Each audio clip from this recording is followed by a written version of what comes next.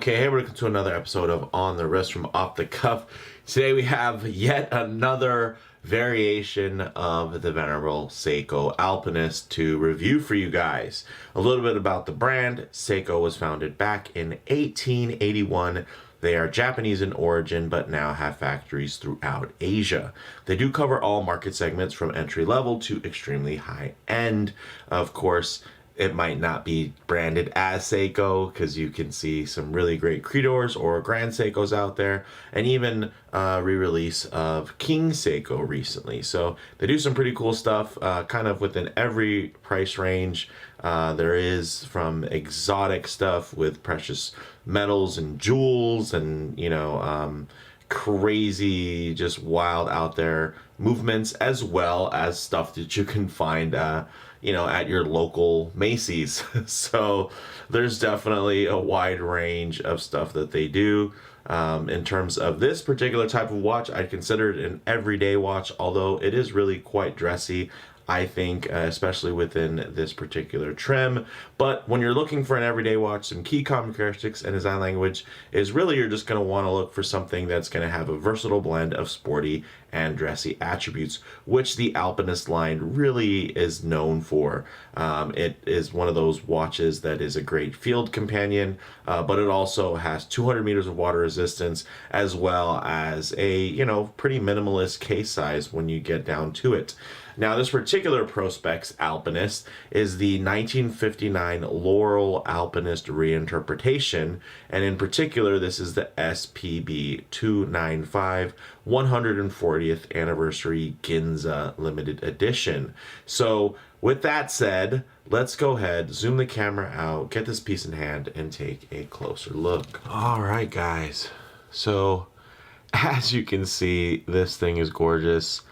I'm just gonna move it around in the angles with the light just to give you guys an idea of how many different color tones and palettes are actually in play here. There are quite a few. So a little bit about this particular model, guys. This essentially, of course, is an adventurer's watch, and it's an extension of the Alpinist line that dates all the way back to 1959. This one is particularly known for that pale blue, kind of greenish gray dial. It's very similar to the UK exclusive Mountain Glacier dial, but of course it does have this great pattern, and the pattern is actually inspired by the Ginza district's cobblestone streets. Now, the Ginza district is in Japan, of course, and it is a place where a lot of shopping is done. And, within that, partnering with a really strong retailer, Seiko, as part of their 140th anniversary, decided to make a limited run of these.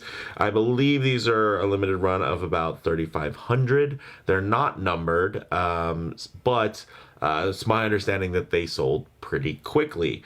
I actually was able to buy this one from Seiko USA directly for $750, and I even got a 10% discount for signing up for their newsletter. So with that said, I think it was absolutely worth it. Most of the authorized dealer allocations were pretty much pre-sold out, at least within my area, pretty quickly, and it was even harder to even find deals for these watches through Japan. So I was really happy and very lucky to be able to snag one of these just from Seiko USA. They even had free 2-day shipping, so very cool from that standpoint.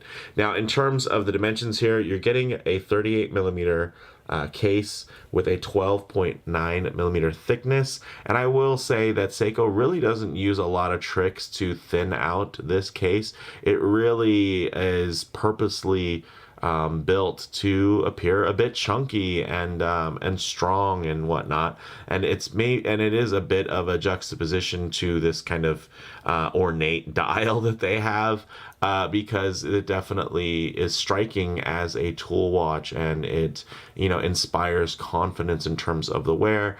This definitely is not a dainty side slab of a case there, but you can see it does have angles here that do help shrink the watch down on your wrist, which is great. Also, I will say that this is a 38, but it has the way that they do the dial actually makes it feel small, like a 38 should. There are watches such as, let's say, the Seiko Sharp Edge, which is like a 39, and it wears a lot bigger because the dial is so expansive by comparison. This really reminds me of, of course, the other kind of bezel-less Alpinist, but those aren't hugely popular. They're very nice, and I have one. But if I wanted to compare to something that a lot of people probably have had their hands on, I'd say SARB 035. Very, very similar to that 38 millimeter profile. Obviously, completely different case shape and whatnot, and design language. But in terms of scale, that's what I really liken it to in terms of that. When you think about this piece in hand or on the wrist. So it also has a 46.2 millimeter lug to lug, and the lugs do taper down quite nicely there. So I think it'll wear just fine. And 46 is not very large or long from that perspective. It is brushed and polished, and it does have some really cool transitions as well. Look at the sharpness there on this side chamfer over the lugs, brushed and then polished. Really beautiful, nice and crisp there. Very, very nice. So it also does have a sapphire crystal. It has a single dome, so you can see there's going to be a good amount of distortion at very harsh angle, but even at this angle, it's still quite legible. It's just when you really get into here, this range, you're going to get a little bit of play there. And you know what? Some people do enjoy a bit of distortion at angle, and it's just one of those things that can add visual interest. So I don't mind that too much, but basically that just means that the curvature here is just on the outside, and on the underneath it's flat. So it does create that distortion. If it was double domed, meaning it was domed on the outside and the inside, when you were looking at this, it would appear a lot more crisp even at the harsher angle.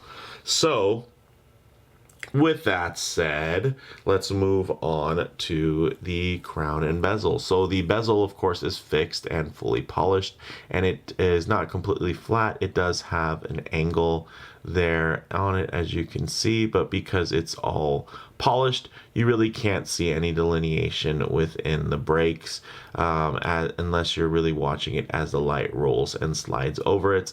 The crown, of course, is not signed because this is within the Prospex line, so they don't do signed crowns in there. And if you want a signed Seiko crown, you can go check out the Presage line.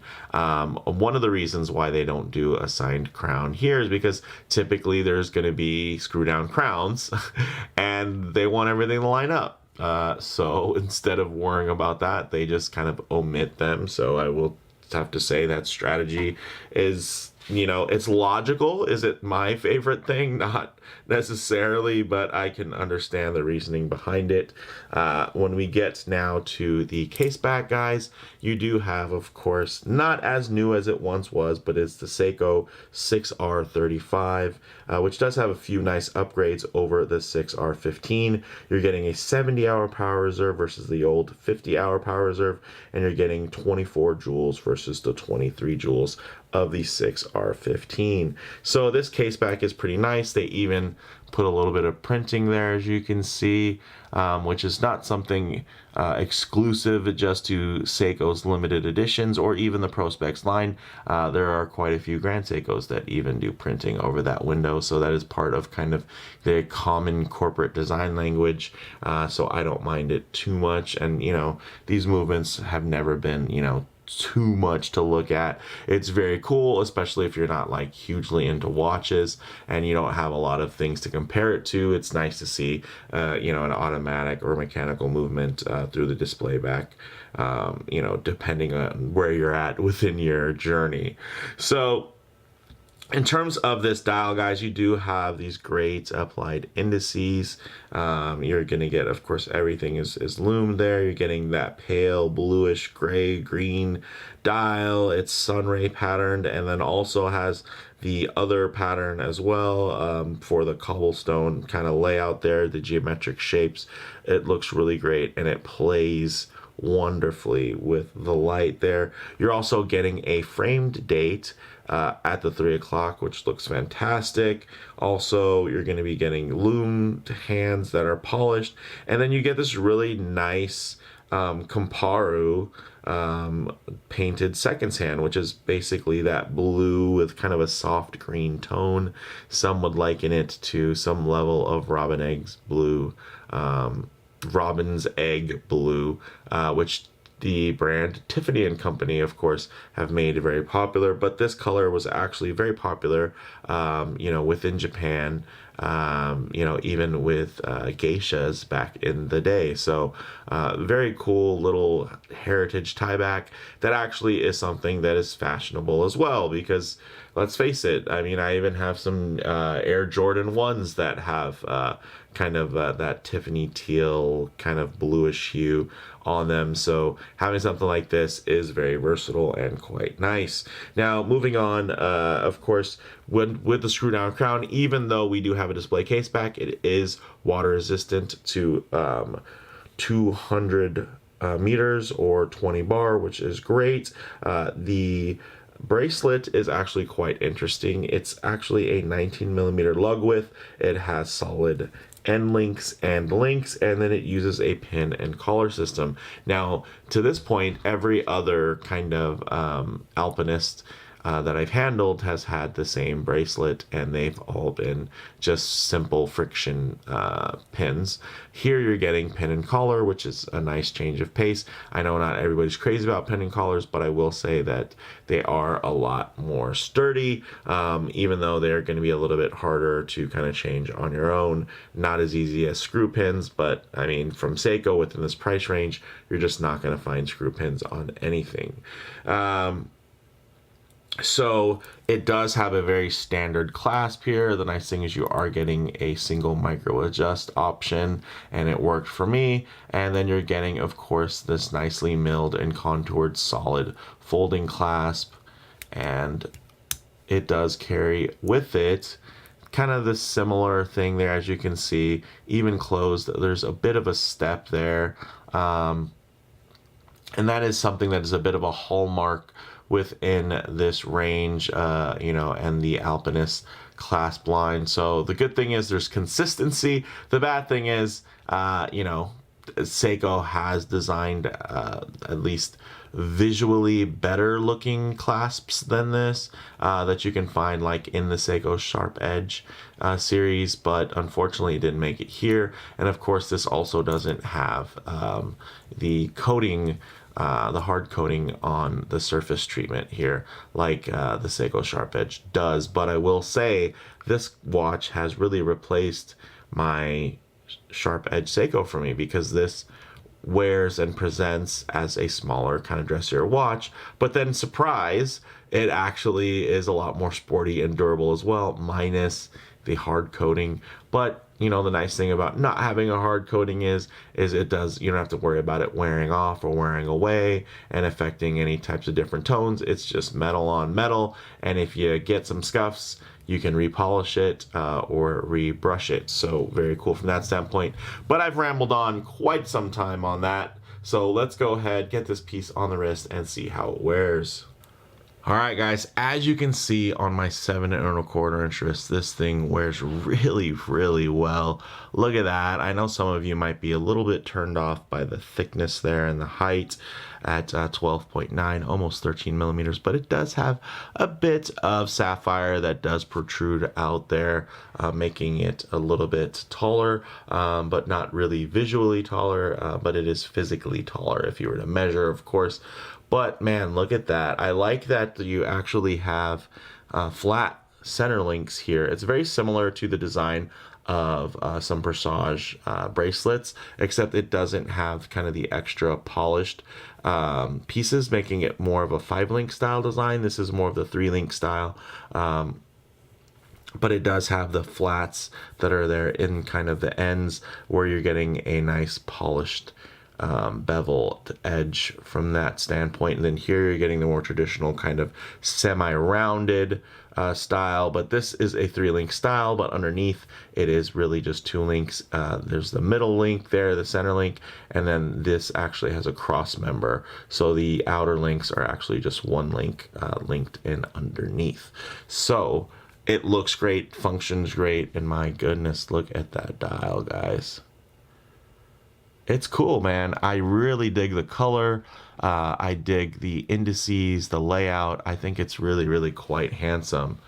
And you can see that it wears well, even though it's smaller, because it doesn't really have a super harsh taper on this bracelet, because it tapers from about 19 down to 18. So not very dramatic. It helps the watch not be too small, which I dig. I think that it definitely, especially since this thing is meant to be an adventure watch, I think it actually does help, especially for those of us with larger wrists. Of course, me and my 7¼ inch wrist, I've actually been wearing my watches a little bit higher on my wrist than I used to. I used to wear it actually more on the wrist bone or forward of it, which would be a little bit closer onto my hand.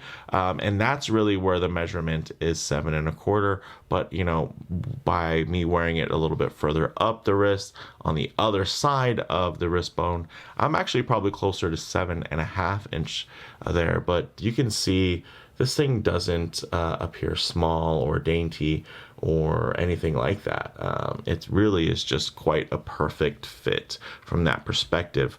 But let's go ahead, set up some loom shots, low light transition, and get into some closing thoughts. Okay, let's go ahead and hit the lights here.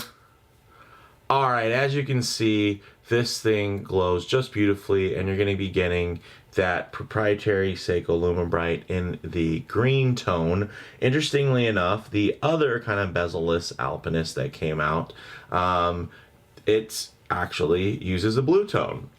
As for why, they don't really ever explain, but I will say that, of course, the green is really what Seiko's known for, and in terms of longevity and everything, it's pretty much the primo prime option for loom. Now, one thing I do like to do when I do some loom shots is work in some low light transitions, because you're not always going to be out in the middle of a field enjoying direct sunlight. A lot of times you might be coming in and out of a building, walking underneath an overhang or the shade of a tree. You could possibly just be spending time over in your favorite automobile, so you're going to be in less than optimal lighting. So what I like to do is recreate some of those mixed lighting conditions to include some less than optimal ones here, like some very high contrast lighting, which will typically expose any type of production defects there within that finish. But you can see that the light is just gliding over the brushing on the bracelet very uniformly and nicely.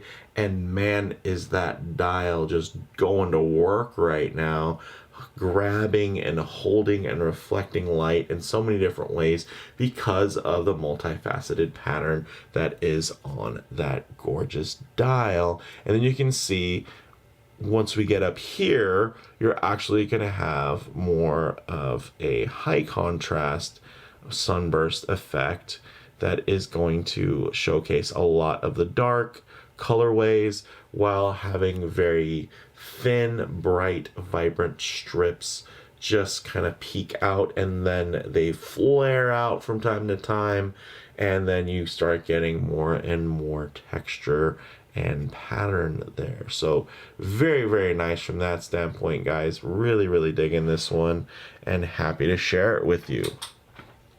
So with all that said, guys, closing thoughts: very sporty yet compact wear, very reminiscent of the SARB 035 in terms of how it does sit on the wrist. Now, in terms of model variants, there are a ton of new Alpinist variations out there, and I wouldn't be surprised if more were on the way. And they've been very successful. I've been really kind of caught off guard by how much they've really doubled down on the Alpinist brand. And I'm kind of happy to have been proved wrong and see that they just keep putting more stuff out. You know, for me personally, I felt like the SARB 017 was quite niche.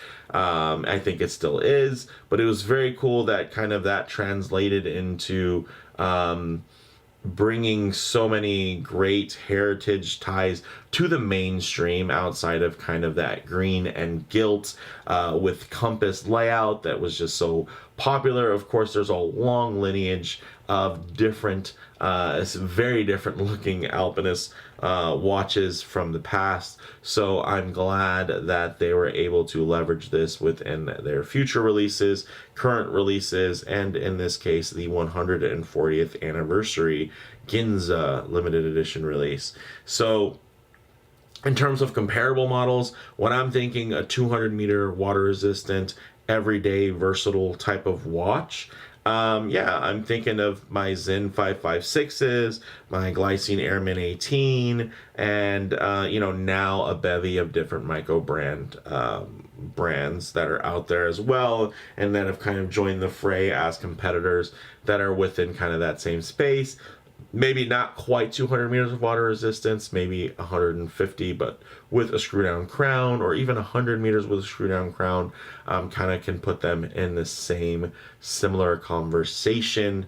And yeah, it's a bit of a crowded space, but the nice thing is the Alpinist is there, and it is kind of, you know, one of those top storied choices within the segment. The Seiko Alpinist, it's its own subgenre, it's its own sub brand within the Seiko line. So it does really well and fares really well against the competition, and in my case, it even fares well against other Seiko Alpinists. I really enjoy wearing this one a lot. And the nice thing is with the color palette, it makes it very, very versatile. I can wear it with different shades of blue, as well as, you know, things with green undertones. And yeah, it just works. It pops, but it's not an odd pop, right? Like, you don't have to buy this watch and then buy things to go with it. You can buy this watch and what you already have will go with it in a lot of ways, which is great. So it's not too bold or too in your face, but at the same time, it's far from vanilla. Bottom line here, guys, yes, this is another limited edition, but this is one that I think is sure to hold its value regardless of the polarizing dial design. Yes, this dial is polarizing. Some of you watching this like, what? I love the dial. It's gorgeous. Might be one of the best dials under $1,000. Yes, a lot of us feel that way. But some people are looking at this going, oh man, my ADD, why don't the bricks line up with the indices? Why does it have 19 millimeter lugs? And, you know, why is it so thick for such a small watch? And, you know, so on and so forth. So there's always going to be things and feature sets to nitpick about. In my case, I think this thing's wonderful, but let me know what you guys think in the comments below. If you liked the video, please do hit like, and if you haven't already, please do subscribe for more content just like this. Thanks, guys.